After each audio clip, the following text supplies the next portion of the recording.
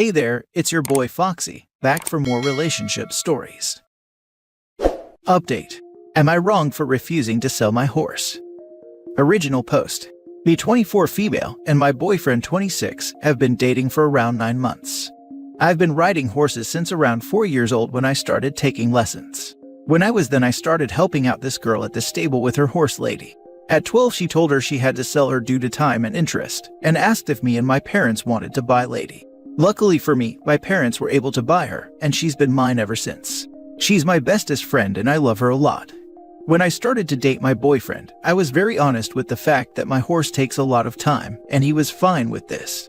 When single, I could spend like 3 to 4 hours a day in the stable, but as we started dating I cut this down to about 3 hours every other day, as this is roughly how long it takes for me to do all the cleaning, preparing food, riding. Also, most of my friends are at the stable, which obviously means this is also social for me. The other days I would not ride, and try to spend less time talking, which would make it about an hour. After about 6 months, he told me I spent too much time at the stable, and I should prioritize my relationship more, and somehow his family got involved in saying it was strange to prioritize her the way I did. I wasn't comfortable with this, but I am a bit of a pushover, so I agreed. At first this meant cutting down time at the stable, but it has evolved into cutting down riding days. Now I ride about 2 days a week, and the rest I'm simply there to do the basics. All of this as quickly as I can, because otherwise, I know he'll be annoyed and angry for days, and give me the silent treatment. I know my horse isn't really suffering from not being ridden as often as before, but I still feel very guilty that I'm always rushing around her. Then last night he told me it was time to sell lady. I laughed at him and asked if he was serious. He was. I told him no, and he said I needed to start prioritizing this relationship more, and I said I've done nothing but prioritize this relationship. We argued about it and he apparently thinks I can just put her down as she's old anyways. I was furious at this and told him that was absolutely not happening and I would never sell her. He said that any reasonable person would sell or put down their horse in favor of their boyfriend, and the only reason I wouldn't is because I only hang out with other insane horse people. So I come to you reasonable people of Reddit, am I wrong? Now for the top advice before reading the update. Not wrong. Info, what has he sacrificed or compromised on for the relationship? Dump the loser. Sounds like the horse will support you more than the man. I've had a similar conversation with a mate. I'm happy to speak to your soon-to-be ex too. Pretty early on in the relationship, he decided to take a job in the town I work in. He lives in like 40 minutes away. I didn't ask him to do this, but this is what he brings up when I tell him I've tried to compromise. I took a new job for you, and so you should compromise more. That is manipulation. Run away, don't walk, and make sure you're safe. Holy not the idiot. Your boyfriend sounds controlling AF. You've worked hard to compromise with him, but he keeps moving the line until he eventually gets everything he wants, and you have sacrificed everything important to you. A lot of abusive partners start the cycle by trying to isolate their partner.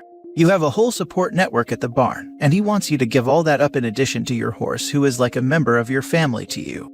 This is super messed up and a huge red flag. I know it really hurts, but be grateful he's shown you who he really is and how he doesn't prioritize or frankly care about your feelings and well-being. I'd run, not walk away from this guy. Don't forget he gives her the silent treatment and will be mad for days when she doesn't comply. Opus, you have a life, friends and hobbies you enjoy, and he doesn't like that. Cut and ride, baby. Not wrong. Not wrong. Slowly escalating demands that you give up your hobbies and things you care about is a classic mistreatment tactic.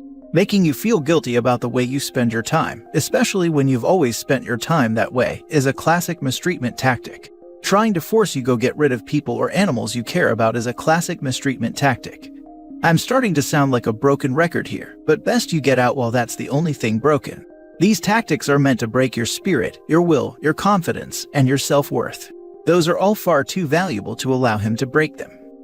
Plus, most of her friends are at the stable. She's already cut down her socialization time with her other friends in order to spend more time with him, and now he wants to get rid of any reason for her to go to the stable at all. That's classic isolation. Not wrong, keep your horse. Your friends probably miss riding with you. Time for your boyfriend to compromise or get out. She should really get out. Especially since he then called her friends insane horse people. That's just disrespectful and definitely trying to isolate. Edit. So I never expected this to get as much attention as it did. I'm very overwhelmed and thankful for all your kind comments and messages. I am currently sitting with Lady in her stable, crying my eyes out because this has been such a wake-up call for me. My boyfriend left to visit his family and friends in his old town earlier today before I posted, so for everyone worried, all is well for now and I will handle this as soon as possible. First, I need to go home and sleep. Thank you all for being wonderful. Now for the first update. First of all, I want to say thank you to everyone who commented and sent me messages. I never thought my post would get as much attention as it did. It was very overwhelming. But again, thank you for your kindness and support. Also, thank you to the people who sent pictures of their horses. All of them are very cute. Anyway, you guys were right. I don't know why I didn't see it myself, but this behavior of isolating me has been going on for a while. He would say it was strange how much time I spent with my family, that adults didn't spend that much time with their family. When I pointed out he also spent a lot of time with his family, I was imagining and exaggerating things. There was so much going on, and for some reason I didn't realize it. He would make me feel guilty all the time. For the smallest things. Me and boyfriend didn't live together officially because I thought it was too early. But since he had taken a job in the town where I live for me, he convinced me that him staying here during the weeks was a good idea. I feel incredibly stupid for not standing up for myself. I am a bit of a pushover, and I guess he realized that if he made me feel guilty, I would eventually give in. And I did. Just so many instances of him pushing my boundaries. Now the update, I called my brother on Saturday morning, and he came and helped me pack up everything my boyfriend left in my apartment. Then I texted my boyfriend to break up with him. Maybe I should have done it in person, but honestly, I don't want to see him again. He called a bunch before I answered. He was confused. At first, he tried to ask me what was wrong, what had happened. He got angry when I told him, saying he can't believe I was breaking up with him over a minor disagreement, and when I said him wanting me to off my horse isn't a minor disagreement, he said I must be misremembering. I eventually hung up, texted him that his things were packed, and free to pick up on the first floor of my building anytime. Then I blocked him. Haven't heard from him since. I was able to change my locks yesterday Monday, thankfully. Through mutual friends, I got in touch with his ex-girlfriend and we chatted on Instagram.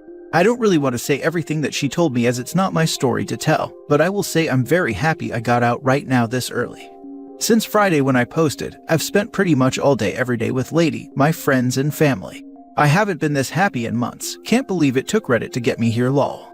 For all those worried about Lady's safety, I too am a little worried, but it's eased by the fact that he never went to the stable with me, so I'm pretty sure he doesn't know where it is. And while I live in a country with a lot stricter gun laws than the US, the old man who owns the stable is a hunter and has assured me, with a lil wink, he will keep an eye out for any strangers lurking around. So that's all. I am safe and so is Lady. Both of us are a lot happier than we were 4 days ago, and a lot of it is thanks to all of you. So again, thanks so much for all the kindness. I'm so glad to read this. Make sure you remember this experience for next relationship too, as people have a tendency to miss the red flag behaviors, and also pick the same types of people over and over again. Be safe. I definitely will. Thank you. Just wanted to reply and say you definitely made the right decision. My ex of 7 years was pushing me to put my healthy but unrideable 11-year-old thoroughbred down for over a year before he broke up with me. I was even stupidly considering it. I wish I'd seen the signs of how unhealthy and controlling that relationship and his family had become. I was severely depressed for months before the breakup and never even saw why or saw it coming. I'm in an infinitely better relationship now with a man who pushes me to be at the barn more and give the best life to my horses, and my now 13-year-old thoroughbred is healthier and happier than he's ever been too. Best of luck and love to you and Lady. Oh, I'm so happy to hear you're in a better situation now. Hopefully a future boyfriend will be supportive. Thank you for your comment. Yay. Girl, I'm so proud of you for being strong and having such a great family. As someone in a relationship with an abuse survivor in a similar isolating pattern, I'm so happy you got out now, because it only gets worse from there. And it says so much your brother was so ride or die. Even after isolating from him, he came and helped you right away. Sadly, my horse passed away many years ago, but I still dream about him. Lady is so important, and so much more than just a pet. She's a hobby and a passion too, and you deserve someone who sees and understands that. To many more years together. Second update. I posted on Reddit almost a year ago seeking help and advice on a bizarre situation that happened in my relationship. At the time I was in a somewhat harmful relationship, or at least the beginning of it. I read my post back a while ago and realized how much I sugar-coated things at the time. Part of me was still in denial, I think. I didn't describe any of the aggressive outburst. The yelling, throwing things, pushing, grabbing. He never hit me, it never got that far, but in hindsight, I think that's where things were heading. Still, people on here saw red flags and told me to get away. I guess thousands of people telling you something is very effective, and I broke up with him that day. I never told my family that Reddit was the reasons I left that day. I still feel bad that their concerns and warnings weren't enough to make me leave before it was too late, but random internet strangers were. I've only told my therapist. Sorry that you're not getting more credit in real life, folks. This week, I found out that my ex-boyfriend has been arrested for unliving his girlfriend. News travels fast between small towns. I knew he had a new girlfriend. They met fairly quickly after I dumped him. I didn't know her or who she was, just heard it from other people. I looked up her Instagram when I found out he was arrested. She seems nice from what little I can make out from pictures and captions. I feel guilty that I didn't track her down when they met and warned her, but when I found out he had another girlfriend, all I could think was, thank God, then he will forget about me. Does that make me an awful person? Maybe, I don't know. And I could never imagine he would do something like this. Even now it doesn't feel real. Yes, he had anger management issues, but murder. It's just difficult to comprehend. I'm rambling, sorry. It's been a crazy few days, but I feel really grateful to the people on here. Because that could have been me if I had stayed with him, if people hadn't shaken me awake. So thank you, Reddit people. Also, screw you, Adam. Hope you rot in hell. I remember you, and I'm so glad you got out when you did, before things got worse. Remember not to let survivor's guilt get to you. What he did is on him. OMG, I was one of those strangers telling you to get out. I remember your update and being happy that you got out, and your horse was okay and protected by your friend in case he tried something. If you had tried to warn her, it would have gone one of several ways. 1. She believed you and got out. Then he would be angry at you and redirect his anger back at you. 2. She didn't believe you, and he would have painted you as the jealous ex trying to get back with him. And she would have had the same unfortunate fate. As the top comment said, do not let survivor's guilt affect you. There wasn't anything you could have done. I remember that post. Anyone who suggests ending a beloved pet for their convenience is someone I would run, not walk away from. I'm glad OP is safe, and she and Lady escaped this man. Yeah, and she said he never even went to the stable. Like, this horse is obviously a very important part of her life, and he's never even bothered to meet her. I feel like that's a red flag even before it got to the part of the boyfriend wanting to off the pet. Last story. My brother unknowingly saved my life 10 years ago. Today I finally told him. Me and my little brother always had a very strong bond. We never actually argued or been mean to each other. We always covered each other's back and overall been very affectionate towards each other. We come from complicated background, with chaotic family relationships and performance-oriented parents. I moved out as soon as possible, now happily married to an awesome man, far away from my previous home. My little brother is struggling under pressure my parents are putting on him, forcing him to be a man, having good grades and excel in sports, and even though he is now legally adult, he's still living with them. He is facing great opportunities, being chosen for next national football team, but is exhausted both mentally and physically, and overall under a lot of pressure, especially from the side of our father. For last year, he is constantly stressed and has severe insomnia. We are in contact almost every day, and I am trying to help him, offered him to move with us multiple times, but he is too afraid of our father to do it. Today I could not sleep because my husband is snoring heavily during this time of a year, so I was just browsing internet when my brother messaged me asking for help.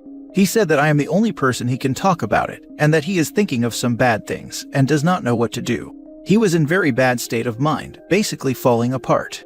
I immediately told him to come see us and stay for a while and said that we can resolve it together.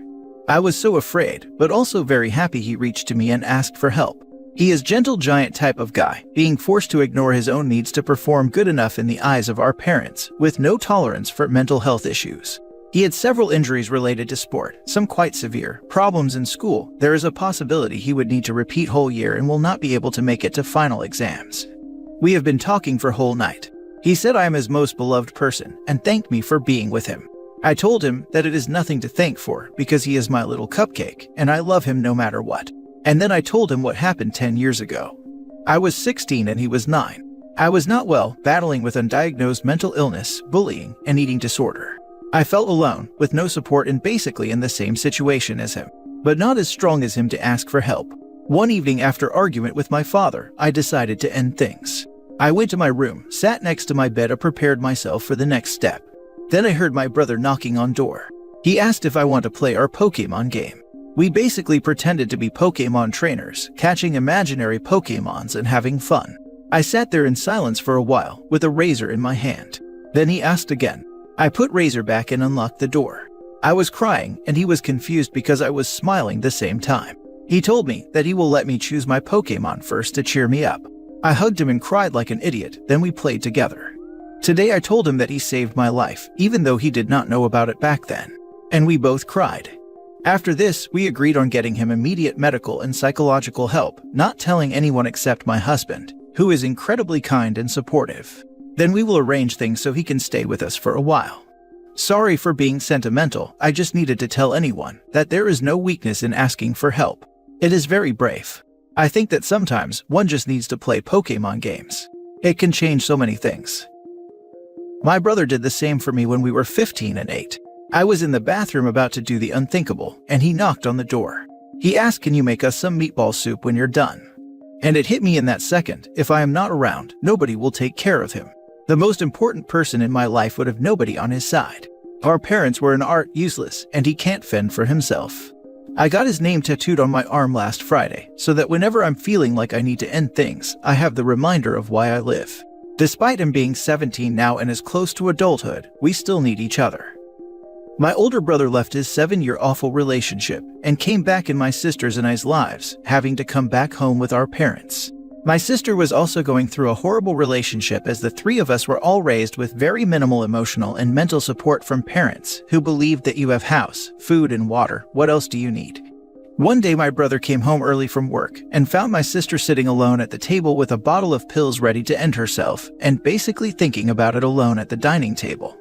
My brother found her before she did it, and she just sobbed in his arms, and that became the catalyst to leaving her crappy ex. My brother, sister, and I have matching triquetra tattoos as a result of that happening, because if it weren't for my brother, we wouldn't have each other, and it was the best way to ensure that no matter what happens with our lives, we'll still be thinking about each other and ready to help when needed, especially for my sister, who I love dearly, and would have absolutely lost my mind if I lost her to some loser ex.